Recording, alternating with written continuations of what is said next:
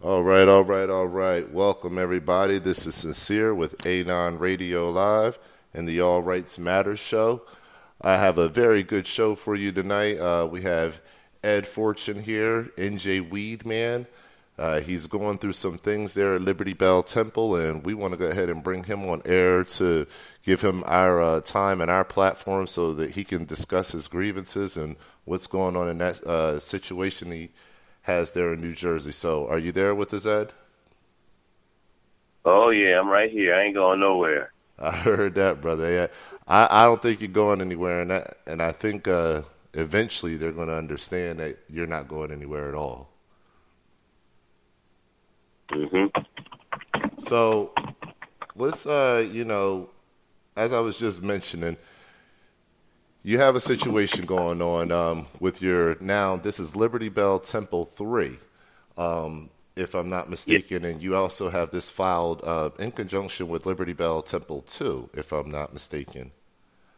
Right. Now, with that being said, you were showing you're showing the lineage, if you will, of your business slash temple, and you're showing how you've utilized your savvy, your business savvy sense, and also your ability to bring the community together around your religious beliefs for the purposes of your Liberty Bell, and you've done it not once, not twice, but 3 times.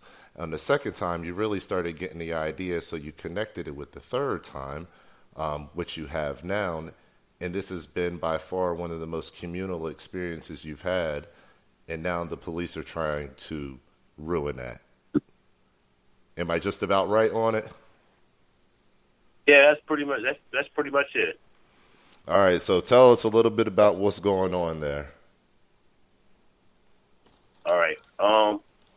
Well, a lot of people don't realize, but back in 1999, 98 actually it was. Okay. The first time I did it, I formed a church in my house, and I called it a Jah Rastafari Center. And when I went down to the city council, to the city was Pemberton Township at the time, and I gave the paperwork to the township. The township people thought I was trying to somehow claim part of my house as a church in order to reduce my property taxes, and I just let them believe that. I didn't really care. That's what they thought. Yeah. But to me at the time, I was selling weed. I was providing weed, should I say. I had a lot of weed. And, just in case I had ever got raided or anything like that, I would have claimed I would have claimed religion as part of the defense for possession charges, Mm-hmm. And, I never had the opportunity to test that because I never got arrested at my house. So it just was one of them things I did. Okay. Anyway, when I went to California, that with that in mind, when I got there in 2000, late 2007, and in late 2007 when I got to Los Angeles, the Los Angeles City Council had adopted what they call a moratorium on opening new dispensaries in Los Angeles County. I got there before the moratorium, but I didn't have the money raised to actually open a dispensary. So when the moratorium came in, I was kind of bummed for a little while, like I missed the moratorium. I can't open a dispensary. And then I got the bright idea, I'm going to open a church. I'm going to open a temple. And my mission statement, part of one of my missions is I'm going to provide legal medical marijuana to people.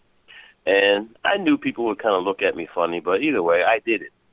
And I was operating for 2 years before the city of Los Angeles came at me and ordered me to close and this, that, and the other. And I took them to court, and I argued that first of all, the city ordinances that they're trying to make me close by are specifically geared towards marijuana dispensaries.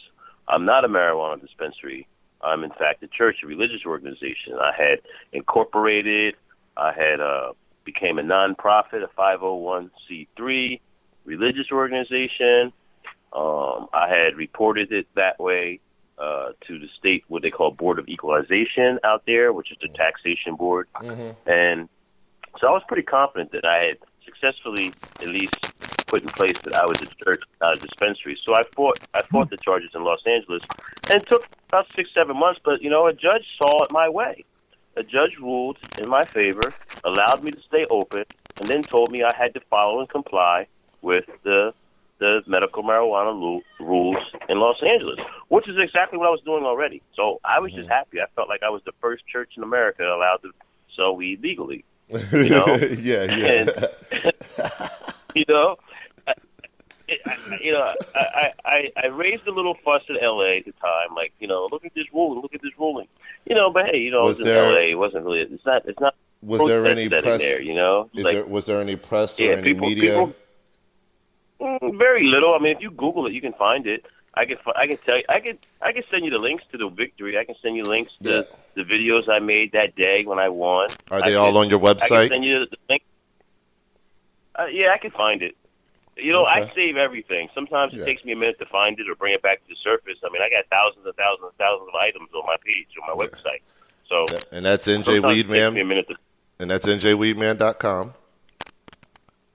Yep. But if you type, I probably send it to you, but you can Google it because most of the stuff I Google, I also put keywords in, so it pops up on Google searches. But on December 10th, 2010, Judge Moyer, it was his name, granted me an injunction out there and told me that I can stay open and I had to comply with the medical marijuana rules. He actually moved my lawsuit against the city from an individual lawsuit and put me in another lawsuit and joined me in another lawsuit with a bunch of city dispensaries. So he made my church a dispensary. I didn't comply with any of the dispensary rules. The judge put me into that group and told me I could stay alive. So I was happy. It wasn't until 2 years after that the DEA came in one day and just wiped me out and took all my money and left me broke, and I ended up back here in New Jersey. Do you think, kind of off subject, do you think the judge set the stage for that purposely because he knew that you were placed yourself in a position where you kind of couldn't be touched? No. He well, I mean, my arguments were good, and he realized my arguments were good. Mm-hmm. How could, if it's already legal, I mean, it goes into a complicated argument. Why do you think he forced you to comply with the dispensary laws, especially when your argument was actually already valid enough, if you will, because you're actually running under the premise of that argument in New Jersey right now. You're, running your current Liberty Bell temple there just like that under that same premise. Exactly. I was going to get to that, but. Okay. I'm too far ahead. Okay. That was my argument out there. My argument was the state of California allows these people to provide marijuana secularly for secular reasons, medical reasons. It's secular, right? Yeah. I was saying I was going to do that too for secular reasons, but in addition to that, I was going to do it for spiritual reasons. And there's several Supreme Court cases that show that the Supreme Court upheld that as valid. One of those cases actually originated in New Jersey. The other one was in Florida. I'm going to tell you about the Florida one first. The Florida one was called City of Hialeah versus Santeria. And what happened was a Santeria church opened in Hialeah, Florida, and the city decided to use their city ordinances to go after this church. And their city ordinances were animal cruelty laws. And they knew that the Santeria people used animal sacrifices, chickens and small rodents and that. And they went after them, tried to shut them down for animal cruelty violations. And of course, they argued that if they killed these chickens to eat them, secularly, nobody would say anything. But because they're killing them and they know they're going to use them for religious reasons, they're going after them. And the federal court ruled in favor of the Church of Santeria and said, if you allow certain things, certain exemptions to statutes for secular reasons, you have to allow it for religious reasons. So if you can kill a chicken to eat it, you can kill a chicken to prey on it too. Is basically what that said. Hmm. And the other case was in New Jersey. In New Jersey, it was City of Newark versus the FOP versus City of Newark. And in that case, there was 3 Sunni Muslim police officers who wanted to wear beards, but the city's ordinance prevented their officers weren't allowed to wear beards. They had to be clean shaven. Mm-hmm. But what the officers noticed with the FOP was if an officer presented a medical reason that he had bumps on his face or something like that, that the city would provide an exemption to the shaving rule. Oh, okay. But they wouldn't provide it. They wouldn't provide it for the religious, for the police officers who were Muslims and they just wanted to wear beards. Mm-hmm. And of course, they took them to federal court too.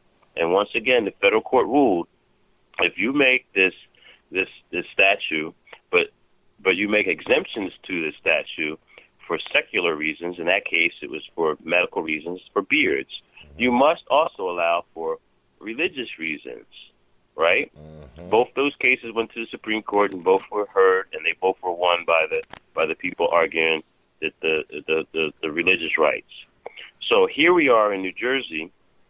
Now, bring you up to speed here in New Jersey. Mm-hmm. When I left California, I came back to New Jersey. I built myself back up, and last year I opened this place here called Liberty Bell Temple 3, which has 3 buildings too, by the way. So I call it the Liberty Bell Temple Complex, and mm-hmm. It houses 4 different entities in 3 different buildings.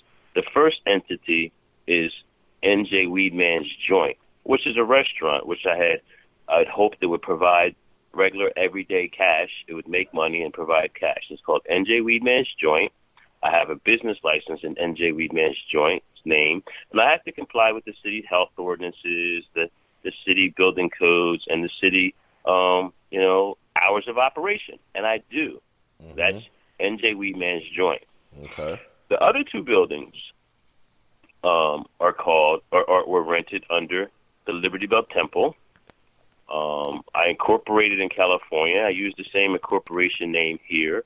I also here started a new subsidiary, a new LLC, which I listed as a subsidiary of the corporation in California.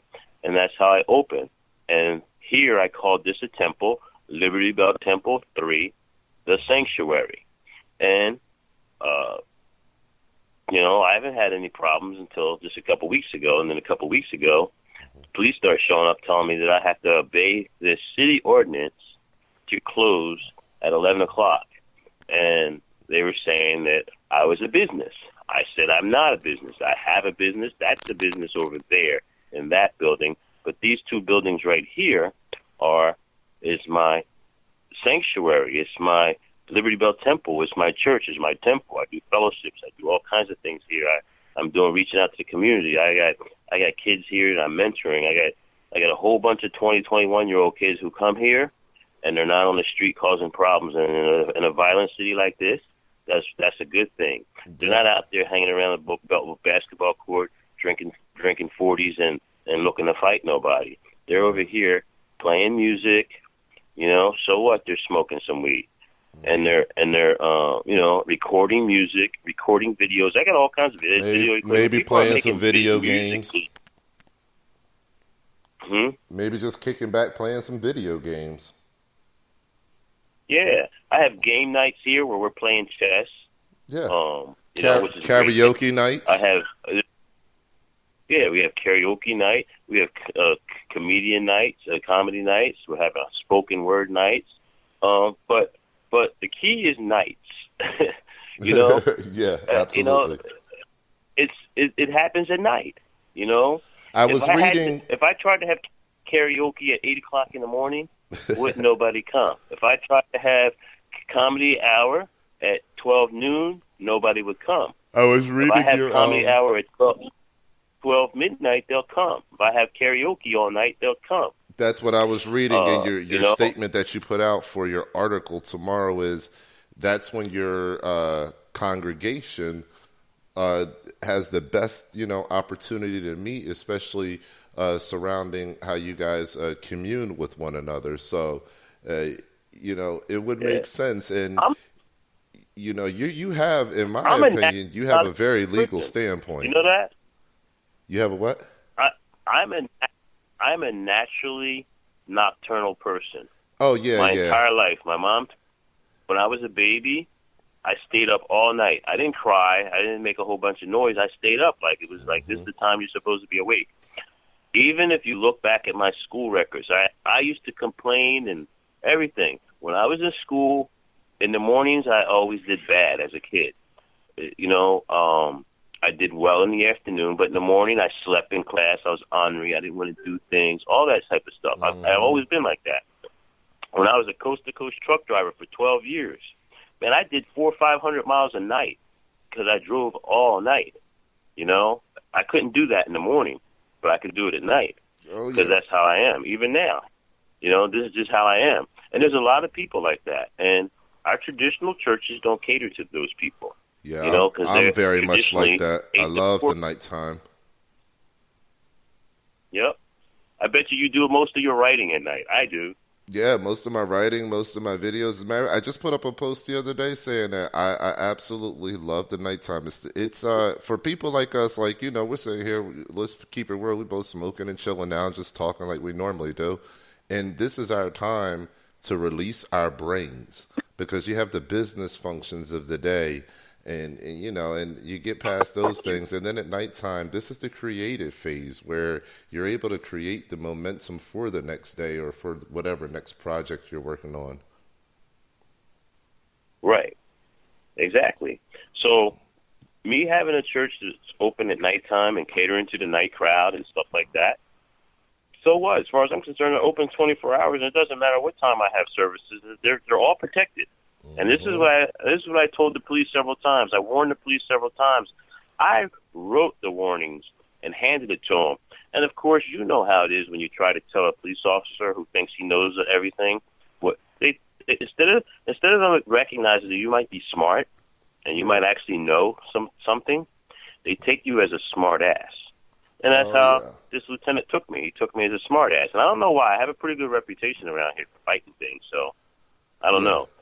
But he took me for a smart ass. Well, you're always going to get those couple of people here and there. They don't care what your reputation is. They don't like you, and they're going to make a point well known of that.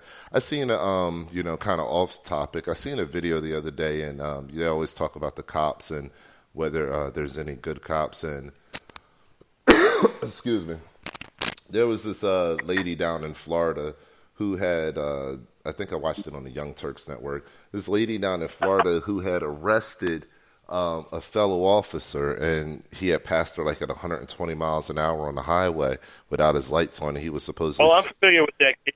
You saw that one? I'm familiar with that case. Oh, okay. I mean, I read on that case. Yeah. So they dogged her for years. Man, they dogged that lady for years, and she eventually got wise. She said, wait a second, why do cop cars keep parking next to my house? Why are they everywhere that I go? And she, did one of those Freedom of Information things, and she found out that I believe it was up to 88 officers had researched her identification over 200 times for no reason, which is illegal. So, she sued, right. They removed her from that position, placed her somewhere else. So it's kind of like, she lost and won at the same time, but it's just the constant harassment. And, you have to then file paperwork and all that stuff to get the harassment to stop. So what have you filed to try to get some of this harassment, alleviated? Because, of course, you don't want to keep being harassed. And you're pretty much, you've only been there for about a year, I believe, but that's still a new business. Well, the harassment just started. The first time they came and actually tried to attempt to close me down was this February 28th. Okay. I'd say about 2 weeks before February 15th is when they showed up and told me I had to be closing at 11, and I basically said no. And then they showed up again, maybe about February 25th or 26th. That's when I gave them a copy of basically my warning. I gave it to the police officer who showed up. I addressed it to the mayor of the city of Trenton and to Andrew Bobbitt, who's the deputy mayor, and I gave copies to all those people. Nobody took me serious. On the 28th, they came in force, 20-something officers with dogs, shutting down the street, everything, and made me close. There's nothing I could do. They showed up with guns and everything and told me to leave. And that's the video. If you look at that video, you'll see, people piling out and leaving because what can we do? The next day they came. That was on a Friday. The next day they came also. They didn't deter me. I was still open. As far as I'm concerned, I had no moral responsibility to obey an unjust or an unconstitutional order. So I wasn't going to close because this lieutenant told me to close it. So the next day I was still open. And so I guess they realized that, and they just harassed people outside the next day. They parked their cars outside. They towed a car. They towed two cars, actually. One car they towed from right in front of here because they ran the tag. Why they're running tags on people, I don't know. But they ran the tag, and the registration was expired, so they towed it. Another person, when they left here and went up the street, they pulled them over and towed their car because they were driving without a license. But they wouldn't have been pulled over or harassed at all had they not left here. Okay, and then they came back again on this past Tuesday, and at 11:30 they waited outside and started harassing people who were leaving. So on Wednesday, March 9th, I filed a lawsuit against the city of Trenton, claiming it was a violation of my right to freedom of religion and my right to assemble. First of all, I'm not a business. At least the part of the building where my congregants are is not a business. It's a church. It's a temple. I registered it that way, and as such, I don't have to comply with any city business laws. And as far as I'm concerned, my church, my temple can be open 24 hours a day. We may not be doing operations 24 hours a day. I may be asleep. I may even lock the door sometimes. But as far as to say we were closed, I'm no more closed than a Catholic church closes. I've heard plenty of people say Catholic churches never close. Yeah, that's what I was just going to actually allude to is aren't Catholic churches open 24 hours? Yes. I've always, saying. I just kind of had a funny thought off topic again, but isn't it funny how Catholic churches are open 24 hours and nothing ever happens to Catholic churches? All right, guys. We are so sorry for that. We apologize. Neither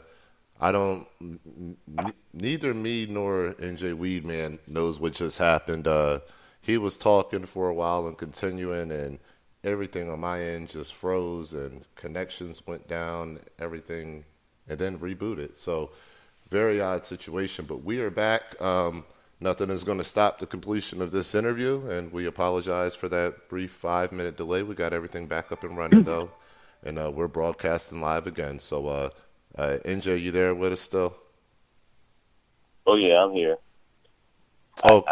I'm not 100% sure where we got lost at, because I think I talked for a few seconds before I realized that we were disconnected.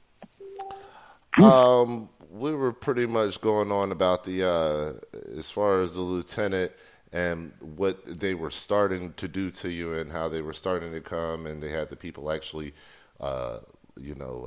leaving out. They were harassing folks, pretty much just creating a hard time for you, and you had just filed a lawsuit with them, but you had been warning them up until that point. Yeah, exactly. I warned them. Like I said, it started about a month ago, and I gave my couple warnings. Then on the 28th they came. They came the 4th and the 5th of March. They came, and they harassed people on the 7th and the 8th. On the 9th, I filed a lawsuit, and I asked for $1 million. I asked for an injunction against the police. I haven't asked for a public apology. But when the negotiations start, that's what I'll ask for. I'll ask for a public apology. I may even forego the $1 million for a public apology. Yeah, I hear But, that. Now let's but be logical about it. Maybe only half of it. well, to be honest with you, what I just wrote in my column today, because I'm a columnist for the Trentonian, and Yeah. they allow me to talk about my personal business or whatever I want to talk about. Yeah. So I basically wrote an open letter to the lieutenant. Basically told him, I told you so. Now you're going to be deposed by me in a lawsuit. But I did apologize to the city of Trenton, the residents of the city, who would have to foot the bill if I win my lawsuit. So I promised them if I won any money through the lawsuit, I would take 75% of it and give it to the charity of the choosing of city council. And the other 25% I would use it to buy good weed for my congregation. That's what I'm talking about. Yeah, I actually read that, and I got a good laugh out of reading that. And you're going to be posting that in the morning with the Trentonian? Oh, I already sent it in. I'm waiting for that Google alert that it's online. Usually before they even send me a link saying it's online, the Google picks it up, and I within minutes of it hitting the internet, I usually get a Google alert for it. You should put my name in a Google alert, and you'll get everything that pops up about me. Okay, that's what's up. I have to do that. That is funny. I like that. Well, I'll make sure I'll be looking out for that tomorrow. So, what do you expect? From obviously they're going to look at this. They're going to see the $1 million on this. They're going to realize that you're actually serious because you have, I've read actually what you have written there. You have. It's detailed as you've laid it out here. The dates, exactly what happened. There is corresponding video to go along with what you're saying. This is going to be kind of an embarrassment for them. What do you expect them to do? Do you expect, because at this point, what they're showing you, I mean, just to this one little lieutenant, what they're showing you is, kind of what you were alluding to earlier, is they don't give you a choice. They don't say, hey, this is somebody intelligent. They say, no, you're going to bend to our will. We're going to tell you what to do. You're going to listen to it, whether it's lawful or not. You're going to listen to it, whether, it abides by the Constitution or not. Doesn't matter. You're going to listen to it. What do you expect to happen knowing that they're already in this kind of attitude, they're already in this kind of mode, and they know that now that you're serious? What do you see them going? Do you see them stepping it up a little bit more, or maybe just calling you in behind closed doors and saying, let's solve this? Well, that's what I actually hope happens. I hope because I'm right across the street from City Hall. The mayor's office is right across the street. He can call me over any time and say, hey, let's he could walk over. He could walk over and have a Christie burger. He acting up. Exactly, and we'll end it. I've seen the mayor. We wave at each other, but we have never had a meeting. We've never shook hands and talked. Do you know that? We see each other from a distance. I think I'm a political hot potato. He'll wave at me though from across the street. I've been over there in the building and look up and he's walking by and we just wave at each other real fast. So, but if the mayor or the city attorney wants to settle this, I'd settle it in 5 minutes. I'd rather have the police leave me alone than drag myself through court. And you have to remember, I'm one of these compulsive people that latch on to things and I can't let go. So now that they got me to file this lawsuit, now I'm compelled by my own OCD, my own issues, to go do my research, to write my own briefs, to show up in court. I'll get totally engrossed in it. I may be wasting my time, but I will waste it. You know what I mean? Like, I've done this before. So I'd rather not do it. Yeah. If they can give me a way out of it now, fine. They'll save me a whole bunch of my own issues. Do you know how frustrating it is if you're, I'm placing myself in their shoes, how frustrating it is to hear somebody like you talk? You pretty much just flat out admit it. You're like, I don't mind. I know that I might be wasting my time, but I'll waste it because it's my time, and I've done this before. It's fine. Yeah, And they're it's the like, principle of the thing. yeah, it is really the principle of the issue. I think you hit it on the head earlier. You don't have a moral obligation to listen to something that's unconstitutional. And that's what it boils. Is Right. what it really all boils down to is the overreaching of the government, and it's pretty much them telling you, hey, listen, you got to go to bed at 11 o'clock.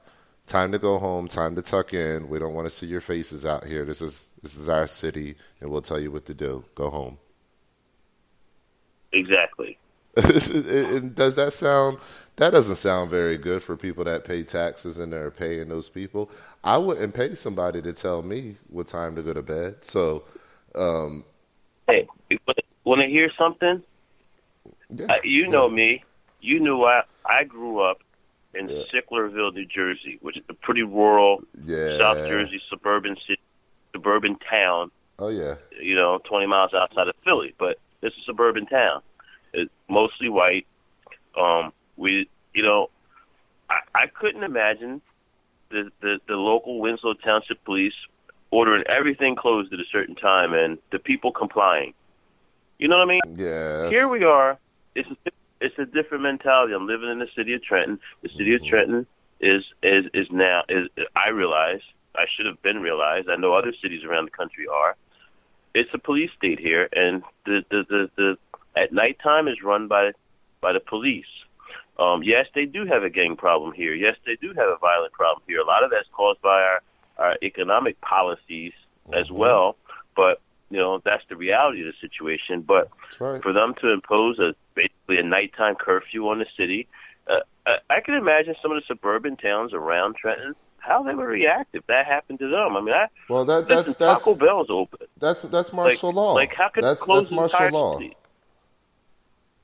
That's what that is. It's like they're imposing a semi-martial law, and that's you can't restrict the movement of people, And if people want to gather, especially if it's inside of a location, they should be able to gather whatever time of day or night they want.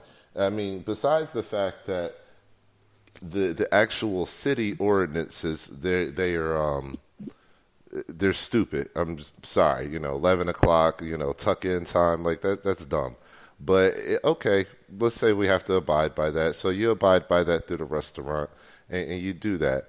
But anything outside of that, I mean, it's childish to just say that everything should close at 11 o'clock. I was reading one of your things. You were talking about how other churches, which is what this thing is also, based on, is your religious principle, how other churches are not required to abide by the same rules.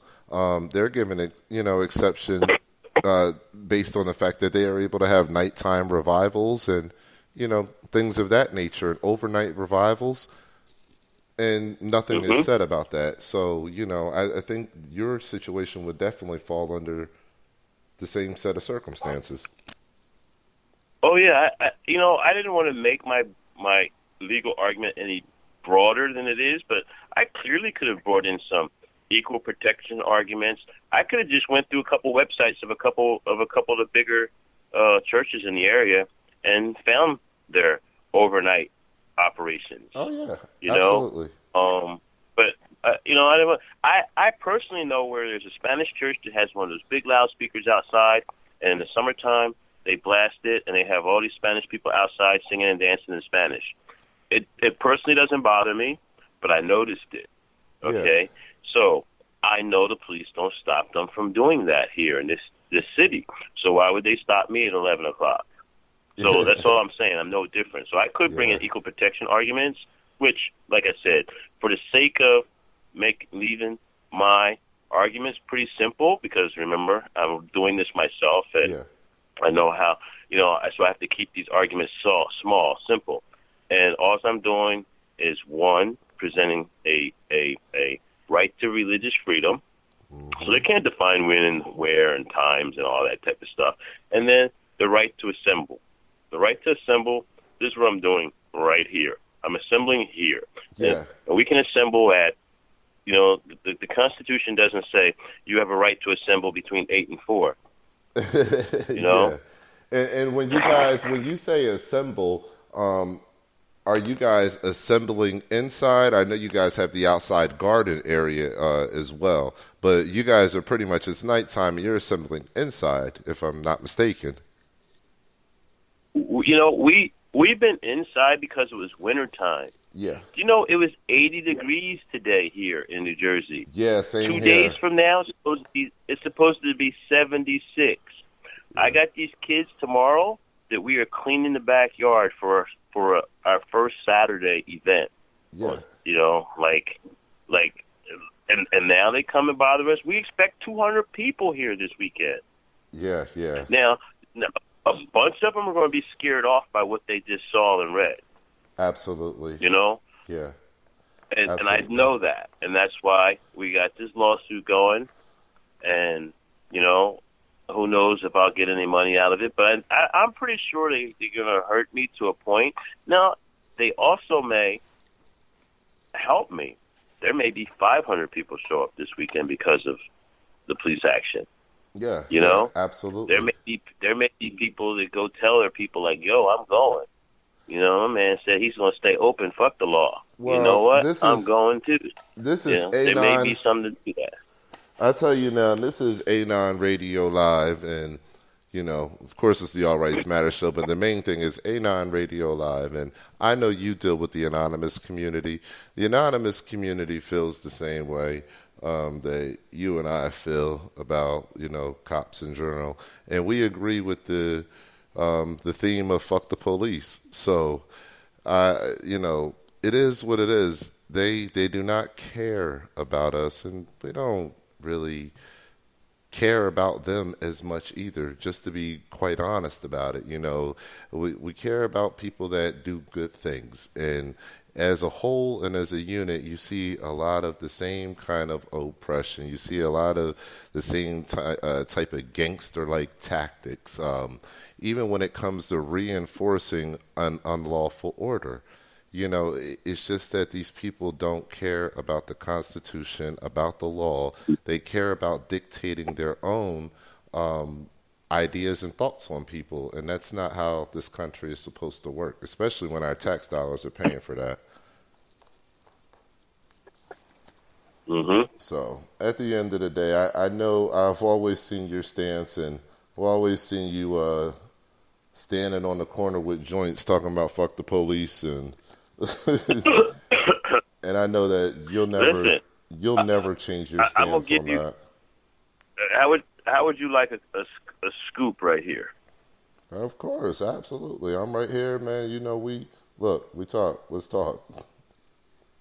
Well, there's going to be a day that you're going to look up and you're going to see some type of story or some type of video of me standing in front of the police station with a sign saying "Free Marijuana." And some people are going to blow their horns and wave at me. The other people are going to stick their hands out, and I'm going to hand them free joints. Come on. Yeah, that's a big that is a big FU right there. Yeah, exactly. Hey, but you know what? The funny thing is I dropped off my lawsuit. They got 25 days to respond. So we'll see over the next 3 weeks how they respond, if they respond, if they come here on Thursday, kicking doors or talking shit or anything else. Who knows what's going to happen. Yeah, the thing is, what I want people to understand is, folks are tired of the lawlessness. What we're tired of is this, the local governments, the state governments, and the federal governments just completely overreaching into the lives of American people. We know that this war on drugs is just completely asinine. We know it just makes absolutely no sense. We've wasted trillions of dollars. We've wasted countless resources, have destroyed millions of lives, and it's been a failure, a complete failure. So there needs to be a revolution in our society as far as how we look at these things, and especially when when we're talking about marijuana, when we're talking about a plant. The federal government should not be controlling things like plants. So that's what we're talking about here. They shouldn't be controlling, exactly what you put in your body, especially for personal consumption. Okay, that should not be a part of the topic as far as lawmaking and the federal government. That's not their job.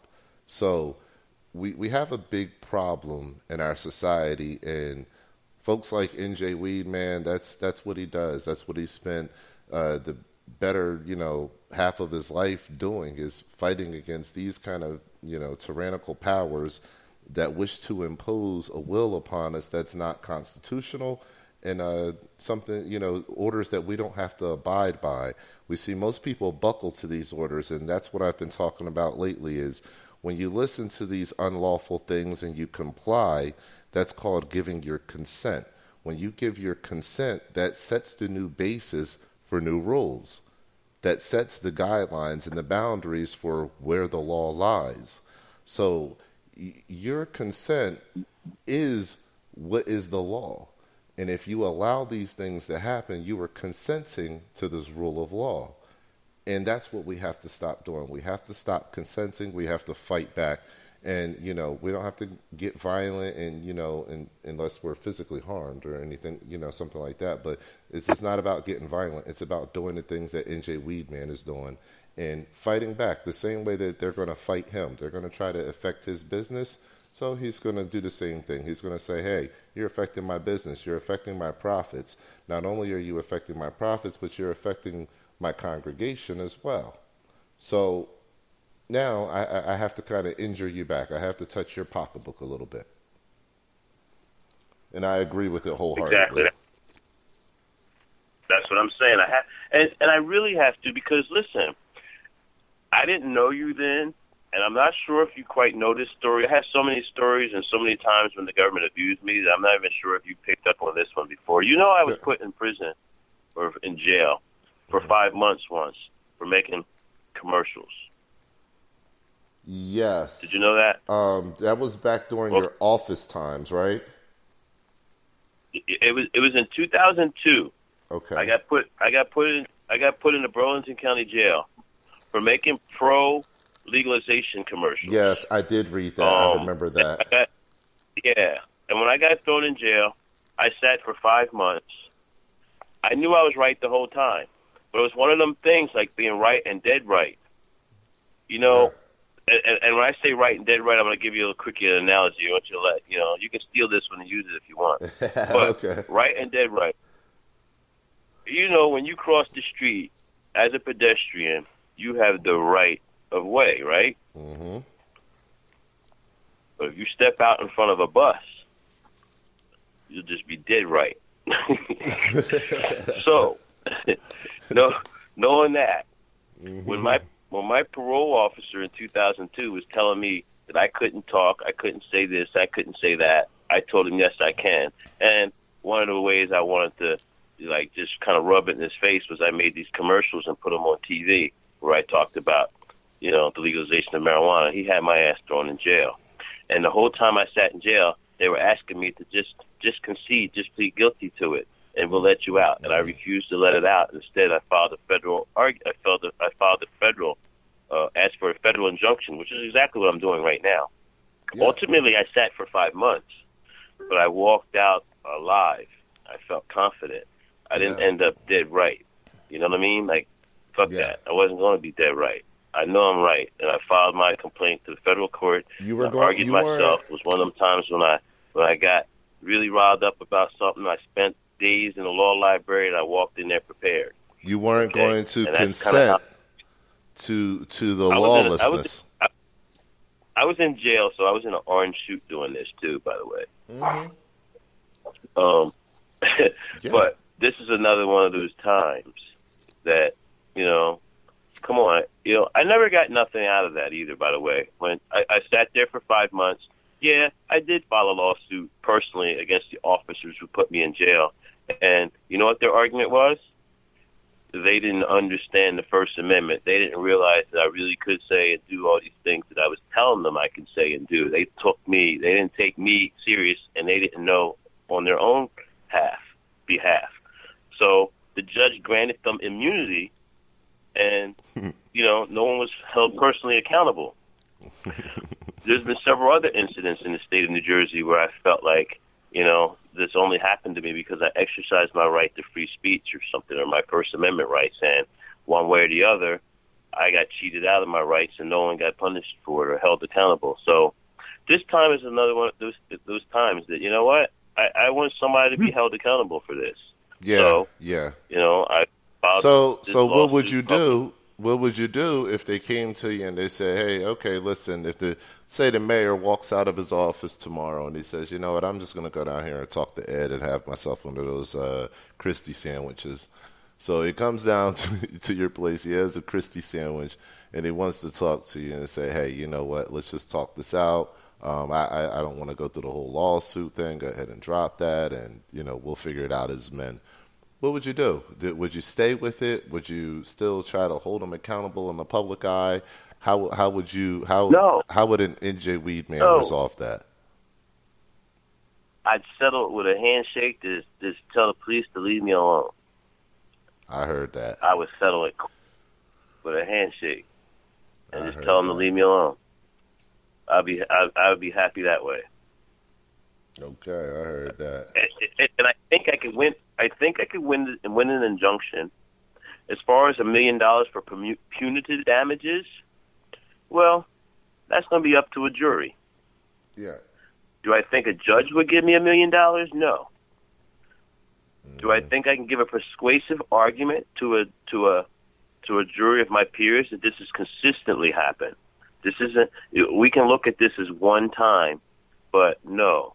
This has consistently happened to me. I can name numerous times my rights were violated. So, punitively, to send a message to the rest of law enforcement in New Jersey, this is what you need to do. You need to punish them and award me these punitive damages.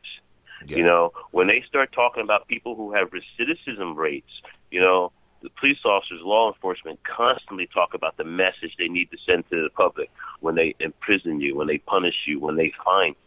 You know what I mean? Yeah. Well, it should work two different ways. Everything has a reciprocal, and this would be one of them times when I think it's time to get a little payback, a little pushback, a little, the public should be able to look at this and say, I should be able to talk about what happened in the past, spending 5 months in jail, getting attacked by state troopers because I was passing out flyers, getting arrested, having my child taken because I talked about legalizing weed, getting fired from my job because I announced that I was running for the office of the governor.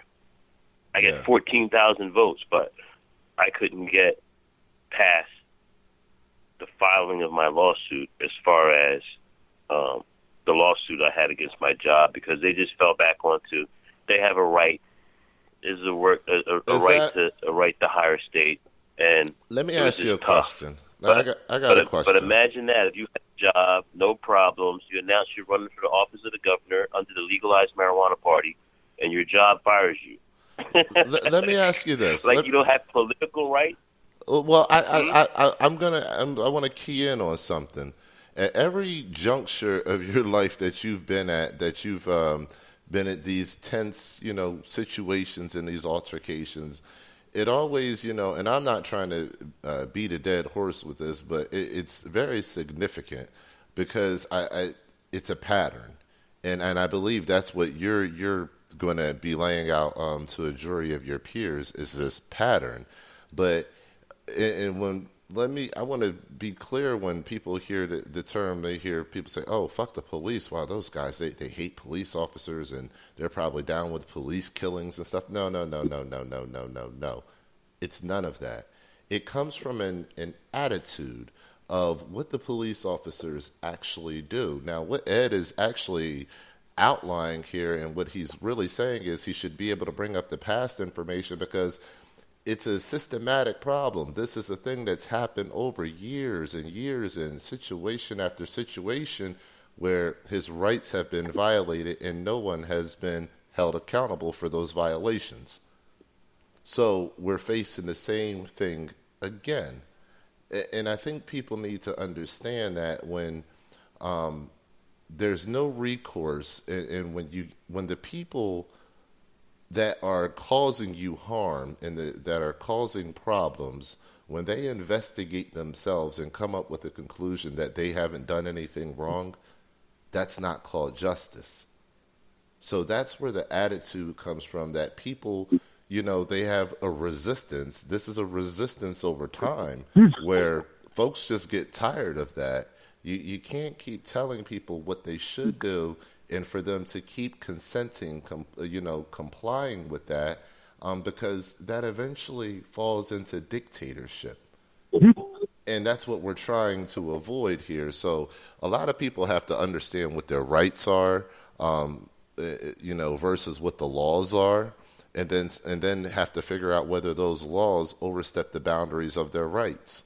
So you're a person, like you said earlier, they approach you and you would think they would know by now that you're intelligent, but you're a person that understands your rights and your laws.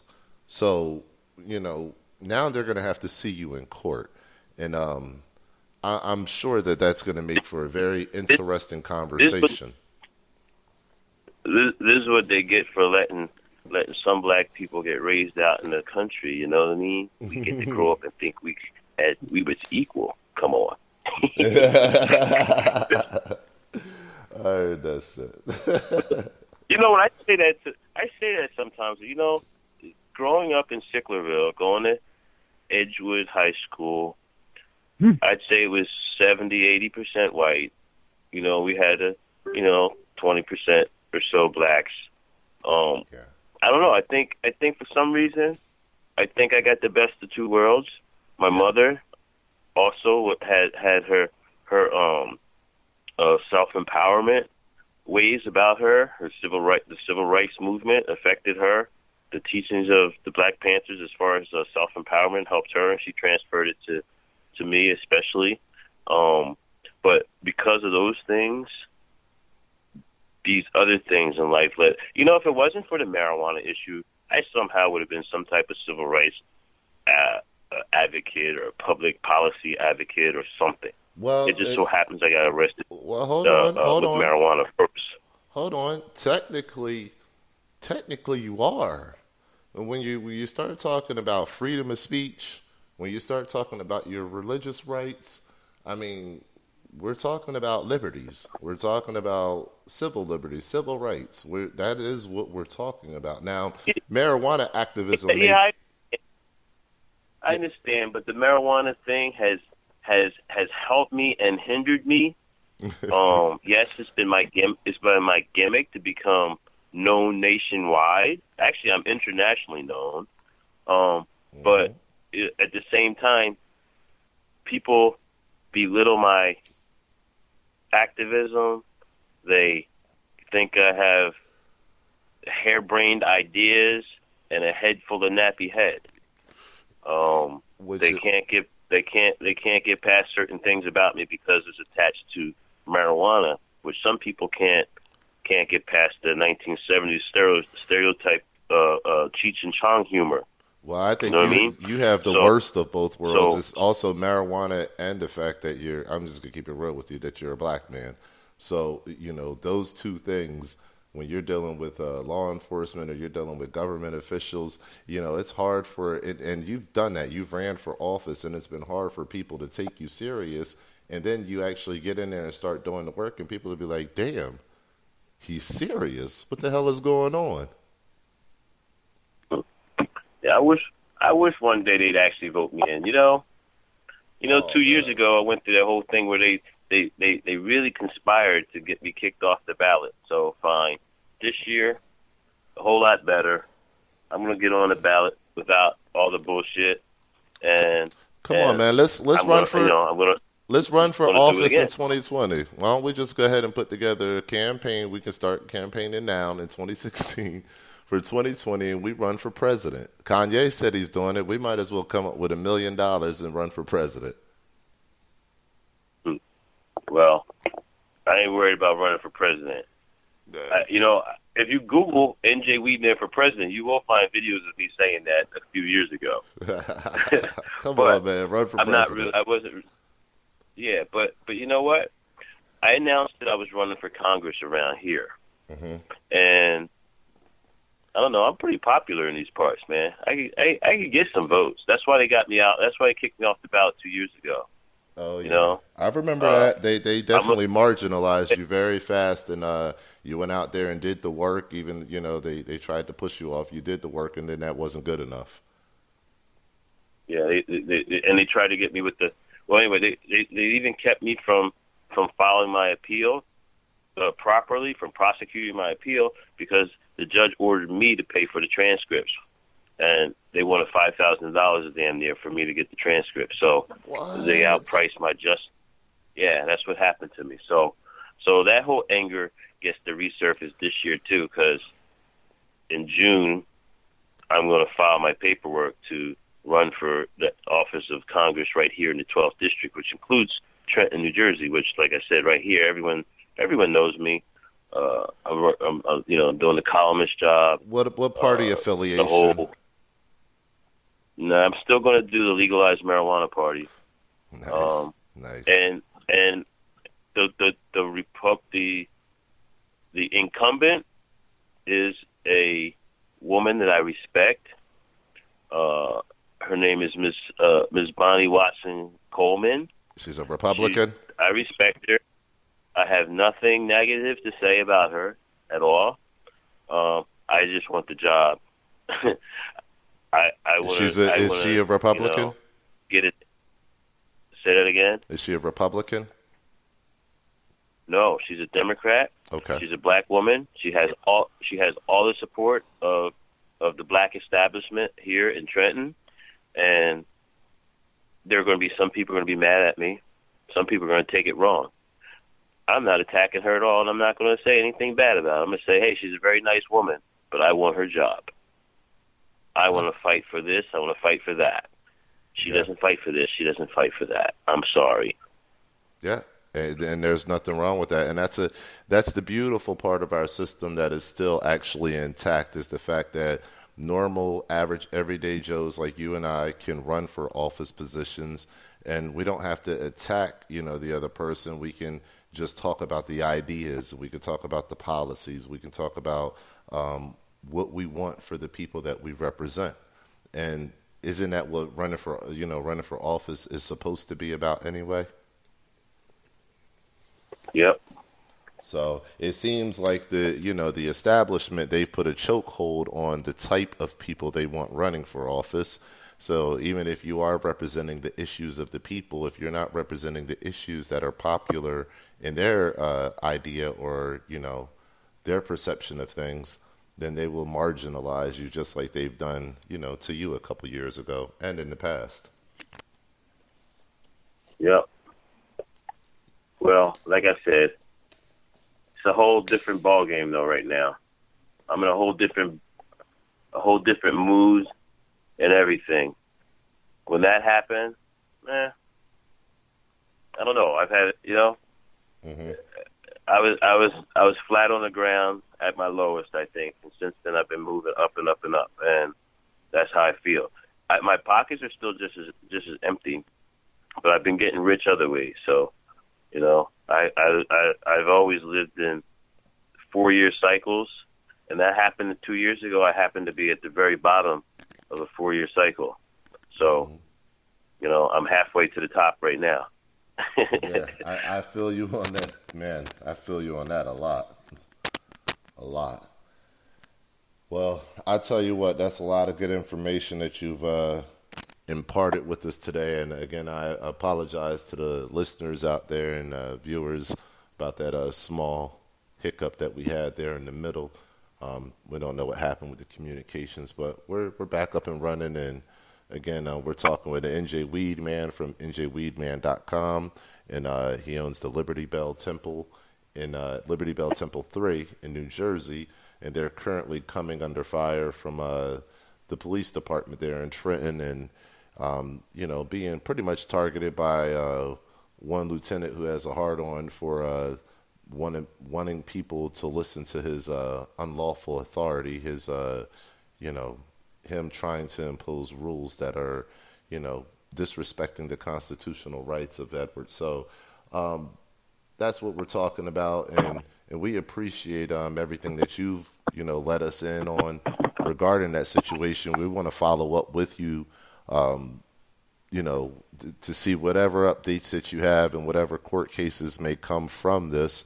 We'd like to definitely be there with you and help get the word out so people could show up and, definitely support, because I'm sure the people that come there to your establishment, they're pretty much faithful people. If I'm not mistaken, you do have a member base of over 600 people. Yep. Okay. Yep. And then that's tremendous. 667. We counted them today. We had to go adding up everything. And you've been open for a year now? Open for a year. So, we're talking about almost... Well, not even quite a year. Yeah. It'll be a year. May 15th was opening, but I got the keys, I think, in April like around April 15th or so. So I'm closing in on a month within a month or so of me having the keys. Yeah, so we're talking about you're on pace to have a pace of an average of about 2 people signing up a day. Now, let's put that in terms that, we know that these police officers and these people out there that are listening to this, they're going to try to decipher this and see whether we're trying to talk bad about police. But let's put this in terms for them to understand. Okay, you have a whole police force that's coming out with over 20 police officers with dogs, with weapons drawn, and they're forcing people to leave an establishment, a church, at 11 o'clock at night. Okay? Completely unconstitutional, completely wrong. And how many times did that happen, Ed? Well, three times they've actually basically closed me, and they've harassed people outside on another couple occasions. And two times they actually closed me. One time they had 2 cars sitting at the ends of the street, so no one's going to come down the street. And then the other time they harassed some kid leaving here. Okay. And they towed a couple cars. Now, during none of those situations, they were called or anything like that, right? As far as I know, they haven't. Okay. I don't know. As far as I know, no. No one called it.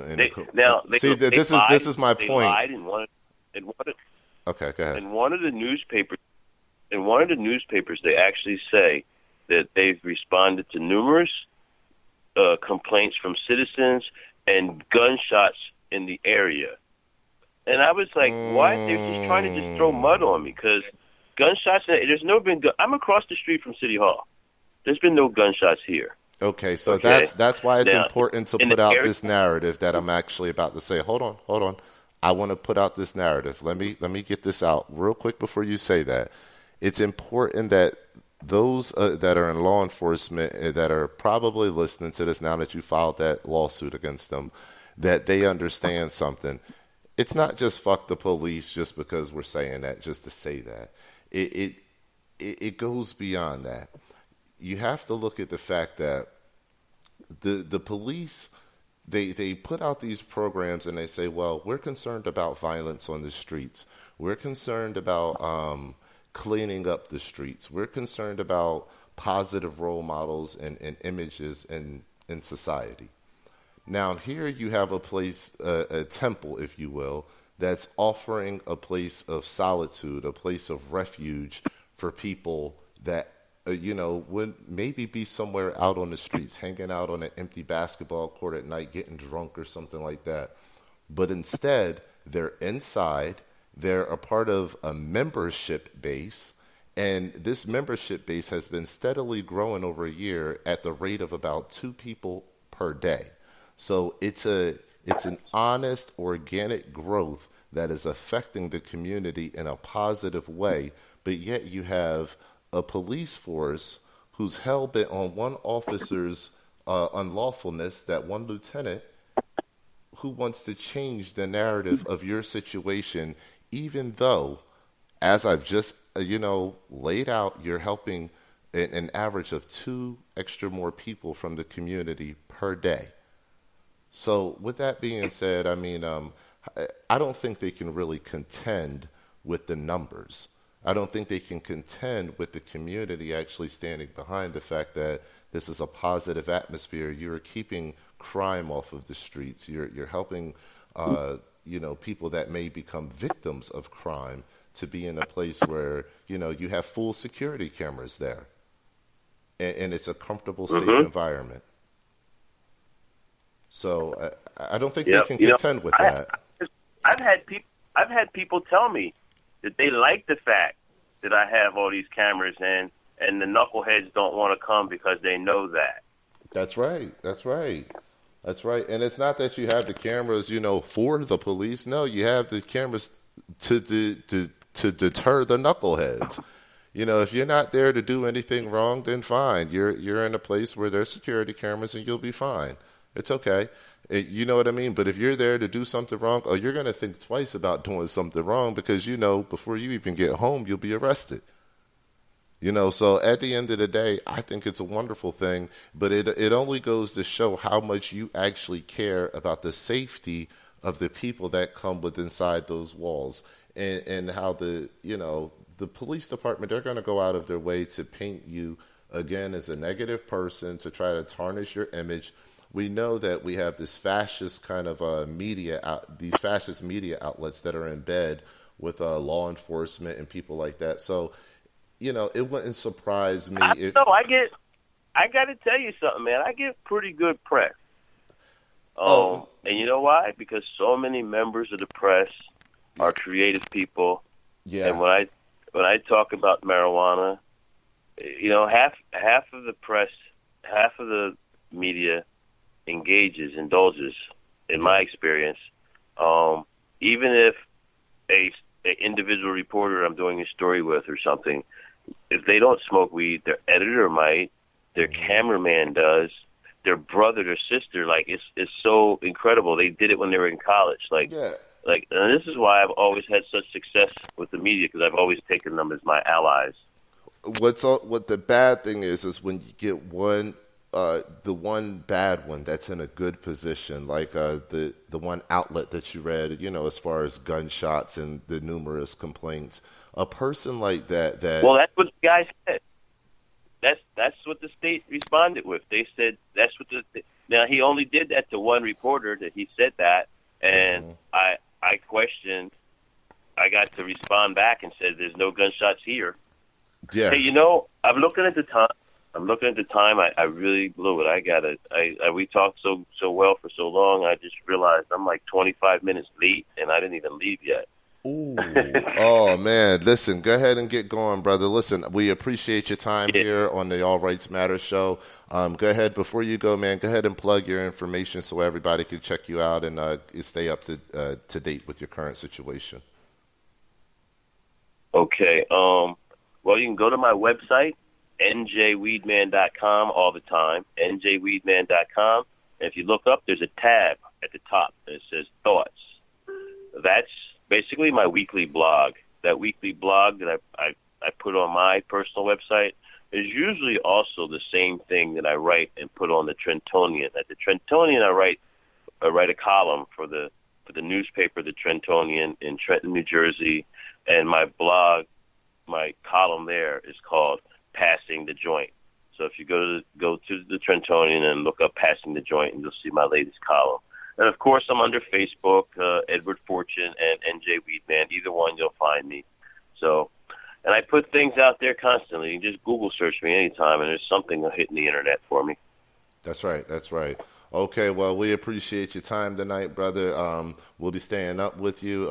For everybody out there that's listening and viewing, make sure that you go to YouTube for this for the archive of this broadcast. We have a download section in the description box below where you can download the app for, to get an update every time we do a show like this. And there's also a donation button down there so you can donate if you like content like this. Thanks again. NJ Weedman will be getting in contact with you a little bit later on, brother. All right, now, peace out. One. Okay, brother.